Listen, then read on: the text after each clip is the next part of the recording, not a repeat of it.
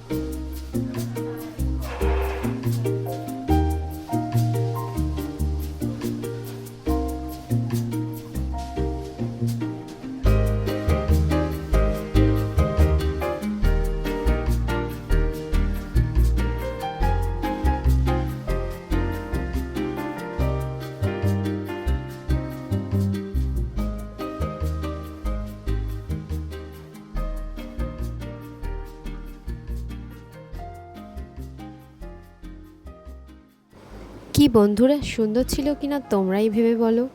তো আমরা কিন্তু অবশেষে চলে এসেছি সেই আমাদের লাস্ট ডেস্টিনেশন প্লেস রিনচেংপং, যেখানে আমরা সুন্দর একটা হোটেল বলতে পারো বা লজ বলতে পারো, হোটেল প্যানোরামা হিলস, আমরা ওখানেই কিন্তু স্টে করব। তো আর মাত্র কিছুক্ষণের অপেক্ষা, যেখান থেকে একটা সুন্দর দৃশ্য তোমাদেরকে আমি দেখাতে চলেছি। দেখলে কিন্তু তোমরা সত্যি ওয়াও না বলে থাকতে পারবে না। এই যে এই সামনে জাস্ট একটু বাঁকটা ঘুরলেই কিন্তু আমাদের হোটেলটা কিন্তু চলে আসবে, আর তারপরেই কিন্তু আমরা সুন্দরভাবে দেখতে পারবো রিনচেংপংয়ের মোনাস্ট্রিটা। অবশেষে আমরা চলে এসেছি হোটেল প্যানোরামা হিলস, আর তার ঠিক অপোজিটেই রয়েছে রিনচেংপং নিউ মোনাস্ট্রিটা। দেখতেই পাচ্ছ এই জায়গাটা কিন্তু অসাধারণ লাগছে, আর সন্ধেবেলার দৃশ্যটা যদি তোমরা একবার দেখো তাহলে কিন্তু বুঝতে পারবে কতটা সুন্দর। আমি কিন্তু একেবারেও মিথ্যে বলছি না। গাড়ির ড্রাইভার আমাদেরকে একদম হোটেলের সামনেই নামিয়ে দিল, আর এখানেই আমাদের হোটেল প্যানোরামা হিলস। আমাদের কিন্তু ছায়াতল থেকে আসতে মাত্র 1 ঘন্টার মতোই সময় লেগেছিল, আর এই যে হোটেলের ব্যালকনি থেকে আমরা দেখতে পাচ্ছি এই সুন্দর মনাস্ট্রিটা। তো আমাদের কিন্তু 2nd ফ্লোরে পড়েছিল। তো রুমটা কেমন তোমাদের একটা ছোট্ট করে রুম ট্যুর দিয়ে দিচ্ছি। এই যে সামনে সুন্দর একটা করিডোর দেখছো, এখানে প্রায় 4 থেকে 5টা রুম রয়েছে। তো সব থেকে সামনের রুমটাই ছিল আমাদের। তো এটা কিন্তু ভিউ রুম অ্যাকচুয়ালি। তো এই ভিউ রুম থেকে কাঞ্চনজঙ্ঘা দেখা যাওয়ার একটা সুযোগ অবশ্যই আছে, যার জন্যই কিন্তু রিনচেংপংয়ে আসা।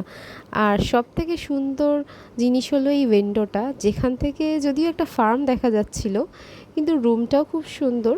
মানে এখানে ম্যাক্সিমাম লোকে 1 থেকে 2 দিনই স্টে করে।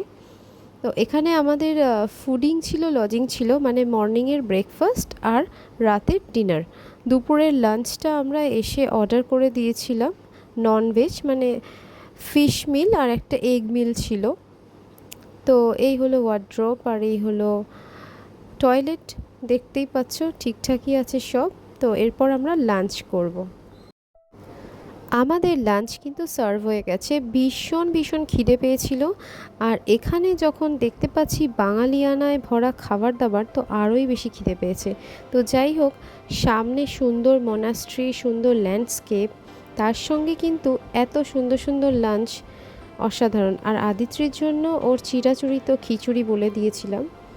তো খেতে আমাদের বেশি সময় লাগেনি, কারণ খুব খিদে পেয়েছিল। তারপর আমরা একটু হাঁটতে বেরালাম, কারণ দুপুরে ঘুমানোটা একেবারেই স্বাস্থ্যকর নয়, আর বেড়াতে এসে ঘুমানো আমার ডায়েরিতে নেই।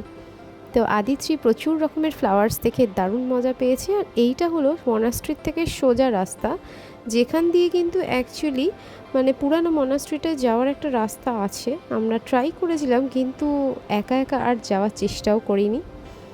তো আবার ফিরে আসলাম, ফিরে এসে আমরা একটু রেস্ট করে আবার মোনাস্ট্রির দিকেই রওনা দিলাম। এই জায়গাটা কিন্তু বেশ নিরিবিলি, মানে অনেক ট্যুরিস্ট এখানে খুব একটা আসে না। তো ন্যাচারালি এখানে হাসল বাসলও নেই, তো বেশ ভালো লাগছে। ফুল মেন্টাল স্যাটিসফ্যাকশন যাকে বলে। এখানে যদি ঘন্টার পর ঘন্টা মোটামুটি বসেও থাকা যায়, you will not feel bored. তো আদিত্রি দেখতেই পাচ্ছ বেশ এদিক ওদিক ঘুরে বেড়াচ্ছে। বাচ্চাদেরকে কিন্তু ওপেন স্পেসে ছাড়লে ওরা কিন্তু বেশ মজা করে।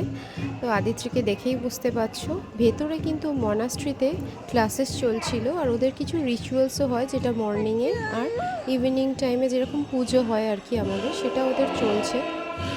তো আমরা ভেতরে ঢুকিনি, তো কিছুক্ষণ ওয়েট করলাম, ওয়েট করে আবার একবার লজে ফেরত গেলাম। তো আবার ফিরে গিয়ে আবার ব্যাক করে কিন্তু বিকালের দিকে আবার আসবো।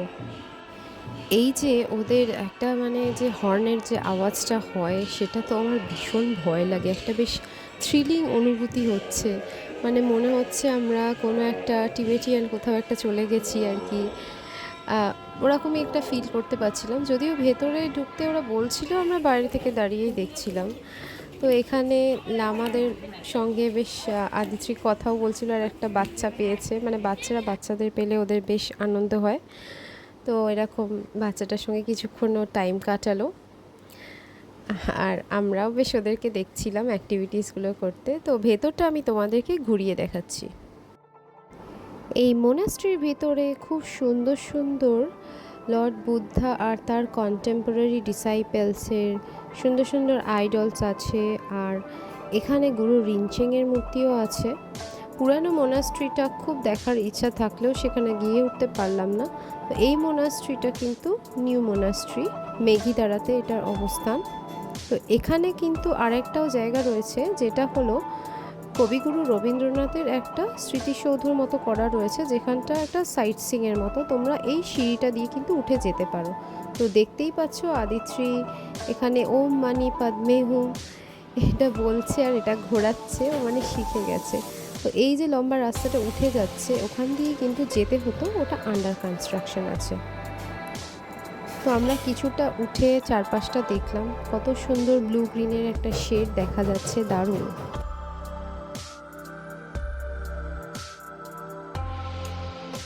এই সিঁড়িটা দিয়ে কিন্তু উঠে গিয়েছিলাম বেশ সুন্দর একটা জায়গা, যেটা এখনও অবশ্য আন্ডার কনস্ট্রাকশন। রবীন্দ্রনাথ ঠাকুরের স্মৃতিসৌধ হিসেবে তৈরি করা হচ্ছে, যেটা কিনা একটা স্পট হিসেবেও রাখা হচ্ছে, যেখান থেকে খুব সুন্দর দেখা যাবে চারপাশটা।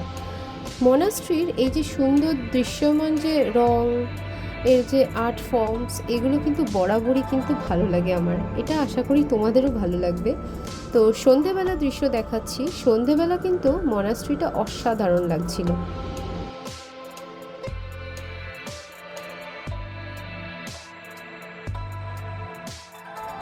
সন্ধ্যা আরতি যেমন আমাদের হিন্দুদের একটা রিচুয়াল, সেরকম বুদ্ধিস্টদেরও কিন্তু এরকম রিচুয়াল আছে। তো সন্ধ্যের সময়ও এরকম প্রোগ্রাম হচ্ছিল।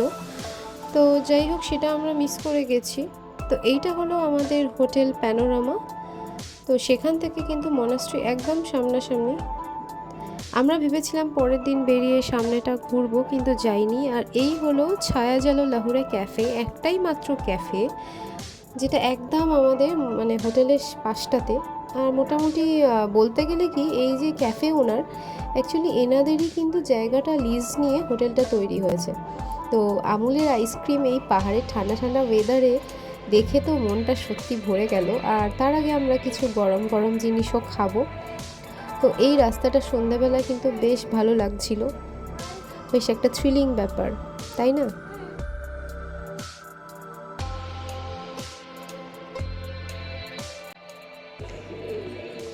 এই তোমাদের বাচ্চারা কি ফোন দেখতে ভালোবাসে? আমার আদিত্রি তো খালি ফোন দেখতে চায়।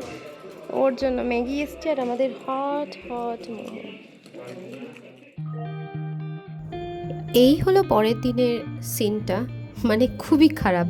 আমরা এক্সপেক্ট করেছিলাম 360 ডিগ্রি কাঞ্চনজঙ্ঘা দেখতে পারবো, কিন্তু সেটা তো দূরের কথা, তার পরিবর্তে বৃষ্টি আর মেঘ চারিদিকে। কি দুঃখই যে হয়েছিল কি বলবো। শুধুমাত্র কাঞ্চনজঙ্ঘা 360 ভিউ দেখার জন্যই আমরা এখানে এসেছিলাম। হ্যাঁ, জায়গাটা নো ডাউট খুব সুন্দর ছিল, কিন্তু যাই হোক ওটা মিস হয়ে গেল। কাঞ্চনদা যে আমাদের পেডিংয়ে দেখা দিয়েছিলেন এটাই অনেক, ওখান থেকে আমরা যথেষ্ট সুন্দর দেখেছি।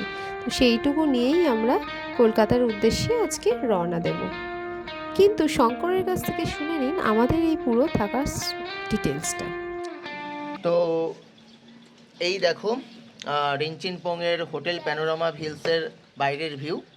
যদিও কাঞ্চনজঙ্ঘা আমরা দেখতে পাইনি, সকাল থেকে প্রচণ্ড বৃষ্টি, কিন্তু তাহলেও ওই সকালবেলা বৃষ্টির মধ্যে দিয়ে ট্রেলের মধ্যে দিয়ে আমরা হাঁটছিলাম, সেটাও একটা খুব ভালো অভিজ্ঞতা।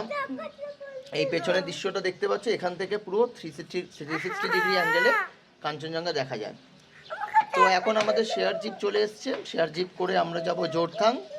জোরথাংয়ের রাস্তাটা তোমাদের দেখাবো এবং সেই জোরথাং হয়ে তারপর আমরা এনজিপির উদ্দেশ্যে রওনা হব। আমাদের ট্রেন দার্জিলিং মেল 7:30 থেকে। তো দেখতে থাকো। এই আদিত্রি আসো, আসো, এই আদিত্রি দেখো, আদিত্রি সে হাই। আদিত্রি রাগ হয়েছে, আদিত্রি। তো ডিটেলসে ব্লগ আমাদের আসবে, কিন্তু আমি একটু বলছি যে রেঞ্চিনপং এর এই যে প্রপার্টিটা, এটা কিন্তু খুব সুন্দর। তোমরা এখানে আসতে পারো, একদিনের জন্য কিন্তু সময় কাটাতেই পারো। কিন্তু বিস্তারিত রিভিউ আমি ব্লগে বলবো। খাওয়া দাওয়া নিয়ে একটু প্রবলেম আছে, কিন্তু অ্যাপার্ট ফ্রম খাওয়া দাওয়া প্রপার্টিটা খুব সুন্দর। সেগুলো যখন আমাদের এই সিরিজের ভিডিওগুলো আসবে তখন আমরা বিস্তারিতভাবে তোমাদের সব কিছু বলবো, রেট কত এগুলো বলবো। For this time sign out from Rinchenpong hotel panorama hills. এই যে Aditri, bye bye, say bye. Aditri enjoyed a lot during this 4 days journey. এবং ইনফ্যাক্ট কালকে আমরা যখন কলকাতায় ল্যান্ড করব তখন আদিত্যির বার্থডে 21 মে। তো একটা ছোট্ট করে সেলিব্রেশনও আছে, সেটাও দেখাবো। এইবার আর বিশেষ কিছু বড়োভাবে হবে না, ছোট করে হবে, যেহেতু আমরা ঘুরে ফিরলাম। তো গুড নাইট, গুড মর্নিং। কালকে বার্থডেটা তো সেলিব্রেট আজকে করে থাকতে কালকে আমি ছেলেটি বার্থডে করে ভালো লাগতো। হ্যাঁ, অবশেষে রিঞ্চিনপংকে আমরা বিদায় জানিয়ে গেজিং হয়ে চলে আসলাম জোরথাংয়ে। এখান থেকেই কিন্তু আমাদের রওনা হতে হবে এনজেপির উদ্দেশ্যে বা শিলিগুড়ির উদ্দেশ্যে। তো রিঞ্চিনপংয়ে আমরা বিশেষ কিছু দেখতে পারিনি ওয়েদারের কারণে, যেমন পয়জন লেক ছিল, ব্রিটিশ ডাক বাংলো ছিল, এগুলো কিছুই কিন্তু দেখা হয়ে ওঠেনি, কারণ ওয়েদারটা ভালো ছিল না পরের দিন। আর সিকিমে আসা হেতু কিন্তু বৃষ্টি পেয়েছি, কিন্তু যাই হোক বৃষ্টির মধ্যেও কিন্তু আমরা ওয়েদারটা ভালো পেয়েছিলাম, মাঝে মাঝে একটু রোদও পেয়েছিলাম, যাতে আমরা সমস্ত সাইট সিইংগুলো ভালোভাবে ঘুরেছি। আর অবশ্যই মাউন্ট কাঞ্চনজঙ্ঘাকে কিন্তু ভালো করে দেখেছি। তো জোরথাংয়ে নামার পর একটু গরম ছিল, কিন্তু প্রচণ্ড বৃষ্টিও ছিল। জোরথাংয়ের আমি ওয়েদারটা দেখাচ্ছি এরকম। এইটা হলো জোরথাংয়ের একটা ছোটোখাটো রোড, মানে ম্যাল রোডের মতোই দেখতে, কিন্তু এখানটাতে প্রচুর দোকান রয়েছে। আর কতটা ক্লিন দেখুন, মানে সিকিম এমনি এমনি অর্গ্যানিক স্টেট হয়নি, শুধুমাত্র ক্লিনলিনেস আর এদের এত সচেতনতা দেখে সত্যি উদ্বুদ্ধ। ভারতবর্ষে আমরা এতগুলো স্টেট দেখছি, এই স্টেটটা সত্যিই সুন্দর। চারিদিকে অর্কিডস, সুন্দর সুন্দর ফ্লোরা দিয়ে সাজানো। এই ফুলগুলো তোমাদের সাথে শেয়ার করছি, যেগুলো আমি ক্যাপচার করেছিলাম। এত সুন্দর কালার যে মন চোখ দুটোই ভরে যাচ্ছে। তো আমাদের এই সিকিম ট্যুর ব্লগটার এটাই হলো অন্তিম পর্ব, আর এটা আমি শেষ করলাম। পুরো ব্লগগুলো দেখার জন্য আমার channel life with Shankar and প্রিয়াঙ্কাকে অবশ্যই কিন্তু ফলো করতে হবে, সাবস্ক্রাইব করতে হবে। আর এখানে এসে আমরা জোরথাঙে মোমো খেয়েছিলাম, সিকিমিস মোমো। আর তারপরে আমরা রওনা দিয়েছিলাম শিলিগুড়ির উদ্দেশ্যে, আর সেখান থেকেই ছিল আমাদের বাস, শ্যামলী ছিল। তো কেমন লাগলো অবশ্যই কিন্তু কমেন্ট সেকশনে জানাবেন। আর এরপরে আমাদের একটা ছোট্ট ট্রিপ আছে, সেই ট্রিপটা মন্দারমণি নিয়ে, সেটাও কিন্তু খুব তাড়াতাড়ি শেয়ার করতে চলেছি। তো তোমরা সবাই অবশ্যই ভালো থাকো, আর বলতে ভুলো না কেমন হচ্ছে আমার ব্লগ আর কোথায় কি ভুল ত্রুটি হচ্ছে। তো জোরথাঙের স্ট্রিটটা আমি দেখাচ্ছি, দেখো কতটা সুন্দর। আর আদিত্রি এখানে আসার পর থেকেই তো আদিত্রি বায়না শুরু হয়ে গেছে। তো এরপরে কিন্তু আমাদের গাড়ি চলেই এসেছিল। তো জোরথাঙে এটা হলো একটা সবজি মান্ডি, তো এখানকার ফ্রেশ ফ্রেশ সবজি বেশিরভাগই কিন্তু ওরা বলল যে শিলিগুড়ির এনজেপি থেকেই আসছে। তো জিনিসপত্রের মোটামুটি প্রচুর দাম। আর এখানে দাঁড়িয়ে থেকেই আমরা বৃষ্টির একটা অনুভূতি নিয়েছিলাম, মারাত্মক রকমের পাহাড়ি বৃষ্টি। তো আমের সিজন ছিল, এখানেও কিন্তু আম ছিল, আমরা যদিও কিনে খাইনি।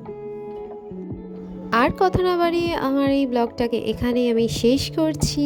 শুভরাত্রি, তোমরা ভালো থাকো আর ওয়েট করে থাকো নতুন ব্লগের জন্য। Bye bye.